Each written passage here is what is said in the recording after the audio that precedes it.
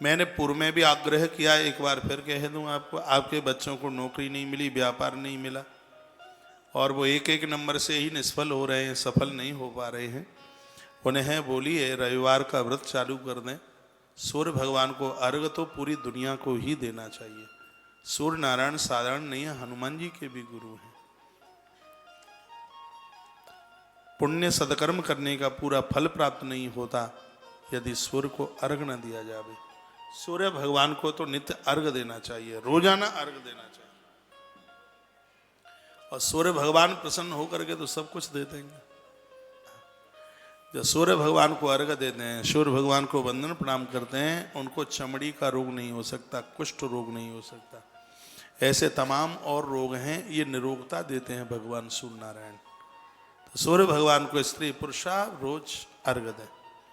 अर्घ देने की एक विधि है, लोटा गंगा जल डालें, उसमें जल डालें, सफ़ेद तिल डालें, लाल फूल डालें और दूर्वा डालें, उसमें थोड़े चावल डालें, दूध डालें। दूध को सीधे तांबे के पात्र में रख दोगे, तत्काल पॉइजन जहर बन जाएगा।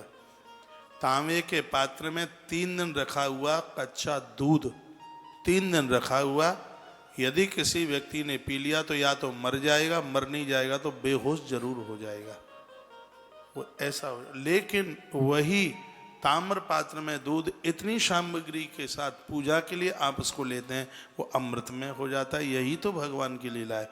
उसमें तिल है, तिल के साथ वो दूध मिल गया है तो जो विष बन रहा है उसके विष की जो गुणवत्ता है वो समाप्त हो जाती है। उसमें जो श्वेत तिल डाला है, उसमें जो दूर्वा डाली है, दूर्वा के द्वारा जो ताम्र पात्र के साथ दूध का मिलने पर जो विषैलापन है वो समाप्त हो जाता है। इसलिए जो इतनी सी चीजें आप ताम्र पात्र में डाल लेते हैं, फिर अर्घ दीजिए, वो अर्घ अमृत में हो जाता है। बात आ रही है समझ में? अब आप सुन रहे हैं कि नहीं सुन रहे, बातें आपको बताएगा कोई नहीं, चाहे जहां चले जाना।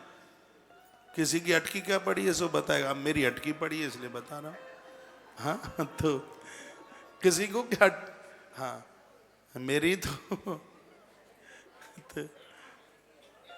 आप कहोगे आप क्यों बताएंगे? मैं इसलिए बताऊंगा कि सनातन धर्म से ऊपर कोई जा ही ना पावे, मेरे मन की इच्छा सबसे सर्वोच्च ये हो। लोगों को गंडा ताबीज लेने के लिए जाना ही नहीं पड़े कहीं, सब अपना अपना समाधान करे।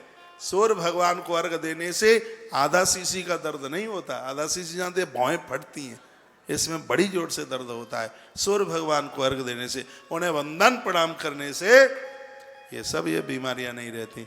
सबसे बड़ी तो करामात सूर्य भगवान के निरोगी बना देते हैं। आदि देव नमस्तोभ्यम प्रसीद मम भास्करा, दिवाकरम नमस्तोभ्यम प्रभाकर नमस्तुते, सप्ता स्वरुण मारुण। जिसके रथ में 7 अश्व लगे हैं, 7 घोड़े लगे हैं, इनका दर्शन करने से व्यक्ति स्वर सम्राट हो जाता है।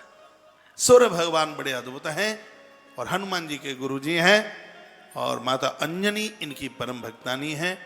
ऐसे भगवान सूर्य देवता को रोज अर्घ दीजिए।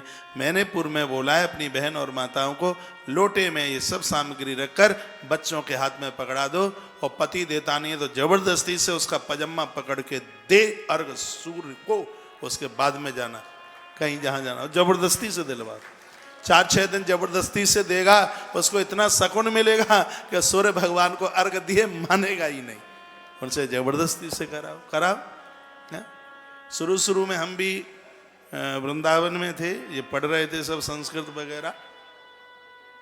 पहले मटर गश्ती करते थे, उसे टोंटे में पढ़ते थे डंडा, और फिर तो वो सब ऐसे अभ्यास बन गए कि अब उनके बिना रह नहीं पाते।